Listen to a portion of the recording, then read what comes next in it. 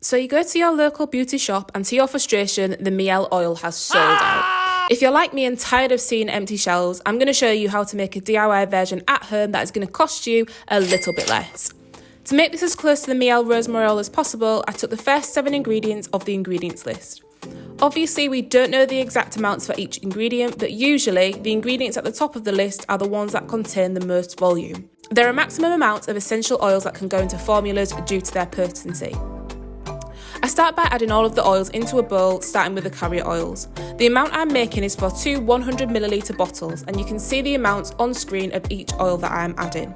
What I did notice about my oil, in comparison to the rosemary oil, that it was a little more golden in colour. This may be due to the fact that I added more of the jojoba oil as a base, and of course we don't know the exact amounts of soybean oil that is included. It may be that that oil was in a high percentage in comparison to what I use, but personally I wanted to use more of a high quality oil than a low quality.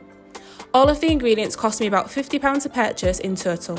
After adding the oils to the bowl, I added the rosemary leaves over a low heat for 30 minutes. You want the oil to be warm but not boiling, as it will lose some of its benefits. You can either warm the mixture or you can leave it for about 2 weeks to infuse, which obviously I didn't have the time to do.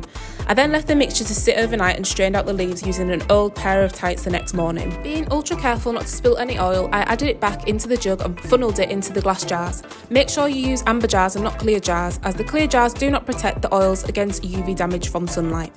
For the final part of this, I wanted to compare my oil's smell and appearance to the Mielle Rosemary oil.